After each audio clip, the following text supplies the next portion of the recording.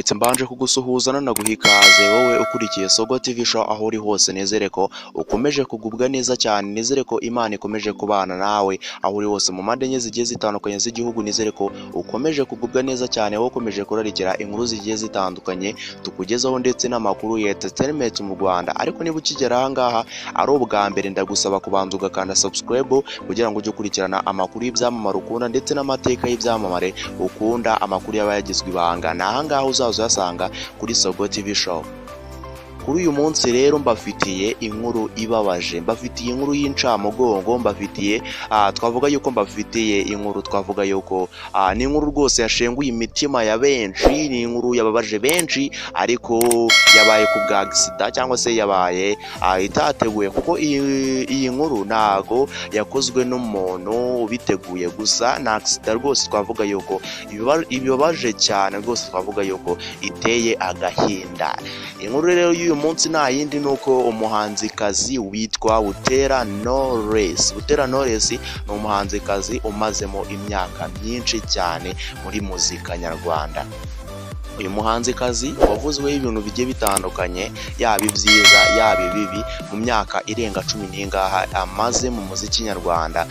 Twavuga yuko ari we nawe aza mu bahanzi bamaze igihe kinini cyane muri muzika nyarwanda, gusa kandi bagikora neza kandi gusa banagikunzwe. Uyu muhanzi rero uyu munsi akaba yakoze impanuka cyangwa se yahuye n'ibyago bikomeye cyane. Uyu muhanzi y'ibyago yahuye nabyo nta bindi nuko aho yarari mu kikoni cyangwa se yarari ari gutegura amafunguro y'umunsi, ari gutegurira umuryango w'amafunguro, nta kindi cyabaye nuko yakoze accident.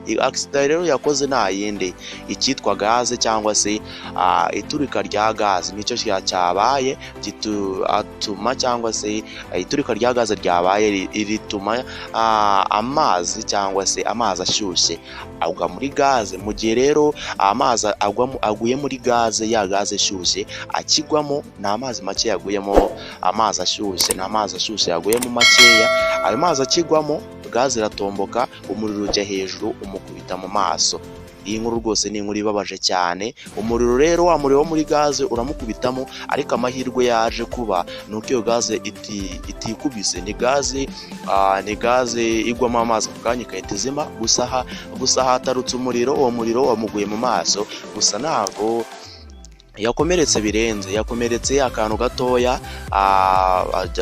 Ajyanwa kwa muganga yitabwaho bikomeye, yitabwaho n'abaganga b'inzobere babasha gutunganya isura ye. Uyu muhanzikazi rero nyarwanda cyangwa se Butera Knowless kuri ubu ngubu ni umukobwa ufite umugabo we rero akaba ari na producer, akaba na CEO wa Kina Music, itsinda cyangwa se label ikora umuziki nyarwanda. Uyu label rero iriho abahanzi cyangwa se irimo abahanzi bagiye batandukanye, Neri Ngabo, Platinum P ndetse n'abandi bagiye batandukanye kandi benshi. Iyi label yitegura umuziki, ikaba ari nyirayo cyangwa se CEO wayo ni umugabo, abereye umugabo cyangwa se ni umufasha wa Butera Knowless. Agahinda rero kamwishe cyangwa se agahinda kamwibasiye, umubabaro uramwuzura, abura icyo akora, gusa nawe yabitangaje afite ishavu n'agahinda ku mutima we. Icyo nakubwira rero ni ugukanda subscribe, ugakurikirana inkuru zigiye zitandukanye, ugakurikirana amateka y'abasitari mutamenye ndetse n'ibindi bigiye bitandukanye bizaza binyura kuri iyi channel kandi binogeye imitima ya bose. Butera Knowless rero icyabaye nuko yakomeretse ku isura, gusa icyatumye akomereka nta kikubwiye haruguru, nuko gaze yaguyemo amazi, nta gatonyanga cyangwa se nta gatonyanga, gusa gaze cyangwa se ishyiga batekeraho riri sefu, rirarinzwe cyane. Iyo raguyemo amazi ihita izima, ntabwo ari za zindi zigwamo amazi zikahita ziturika. Gusa ijambo rimwe kuri uyu mukobwa cyangwa se kuri uyu muhanzikazi Butera Knowless, kuko yahuye n'ibyago, gusa ntabwo yakomeretse cyane, yakomeretseho akantu gatoya cyane ku buryo nawe wagakomerekaho ukagenda ukivuza kwa muganga warangiza ukitahira. Icyo tusabwa rero ni ukutibagirwa gukanda subscribe kuri iyi channel, ukajya ukurikirana amakuru y'ibyamamare ukunda, amateka y'ibyamamare ukunda uciye aha ngaha. Ciao ciao, uwo mwari kumwe n'Isogo.